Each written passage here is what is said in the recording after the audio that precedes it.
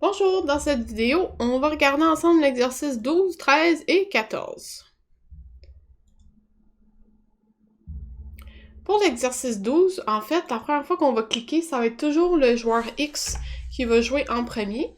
Par la suite, ça va être le joueur O et on revient à X ensuite.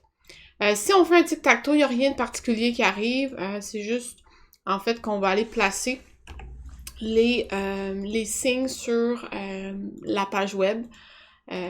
Donc, de façon à ce que ce soit chaque fois un différent qui joue.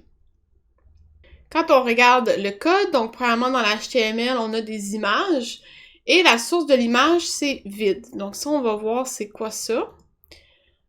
En fait, c'est rien du tout.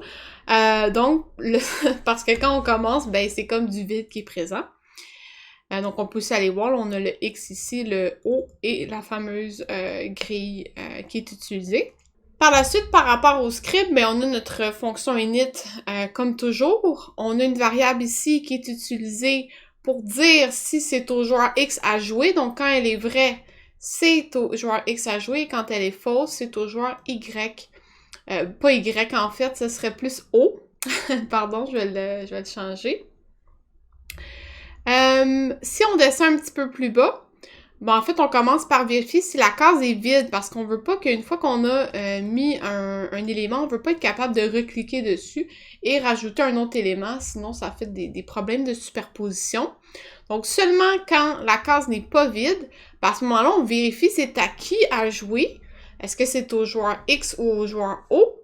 Et en fonction de ça, ben là, on va aller mettre un X ou un O dans la classe en changeant l'attribut source. Pour cet exercice, on a un signe à droite et quand on rafraîchit, ça reste toujours le même.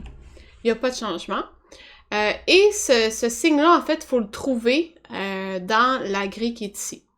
Donc, si je clique sur un mauvais signe, on me dit « Erreur, l'image cliquée est différente » et ensuite, je ne peux plus cliquer. Le jeu est terminé, j'ai déjà perdu.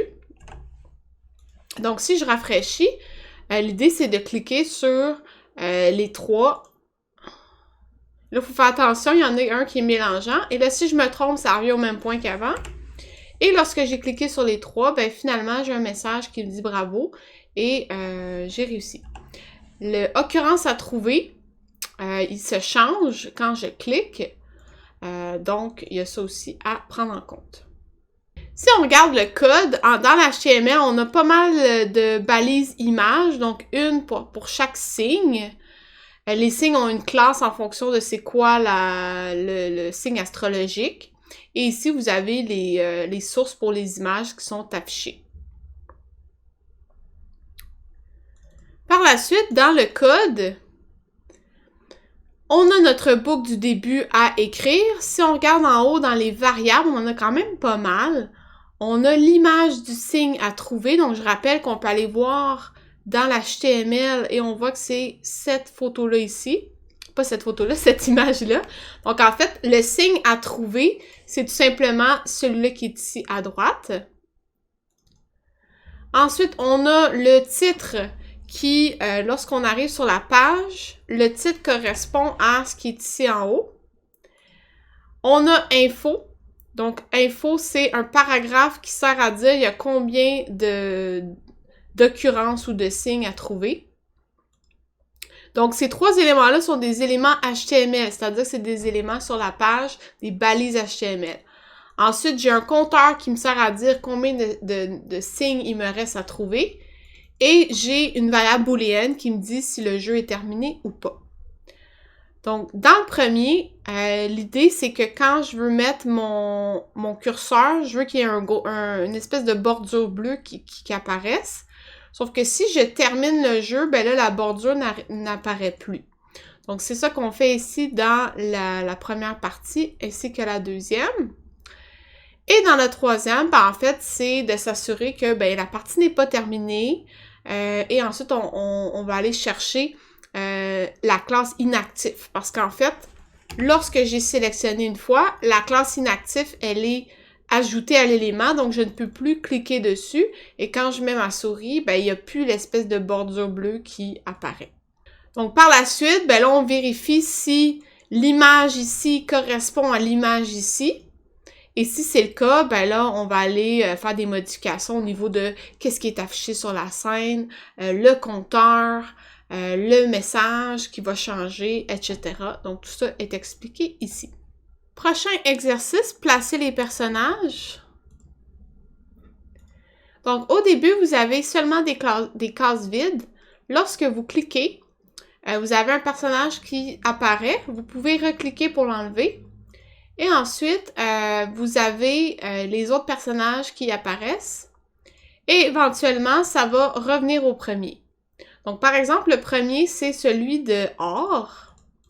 Donc, je pourrais cliquer comme ça pour me rendre jusqu'à celui de or.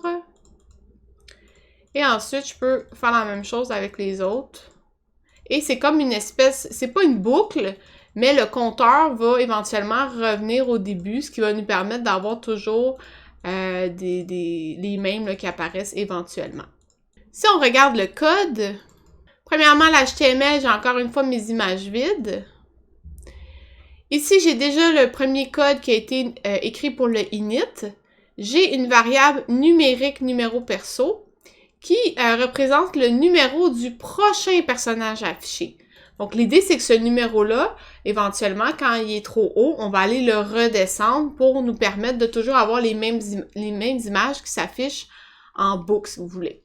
En premier, on va vérifier si la case est vide. Parce que si elle n'est pas vide, on va vouloir la mettre vide. Par exemple, ici, j'ai un bonhomme. Ben, si je clique dessus, je veux qu'elle soit vide après. Donc, ça, c'est géré par le if qui est ici et le else. Ensuite, si elle est vide, ben là, ce qu'on doit faire, c'est qu'on doit aller chercher la source pour afficher l'image qui correspond au chiffre qui est utilisé. Fait que si vous allez dans les images, vous avez ici perso avec un chiffre à côté, 1, 2, 3, 4. Ben, ce chiffre-là, il est géré par G numérique numéro perso. Donc, ce qu'on va faire, c'est qu'à chaque fois, on va l'augmenter de 1. Et quand on va dépasser 9, ben là, il va falloir le ramener à 1 pour qu'on puisse avoir cette espèce de boucle implicite, si vous voulez.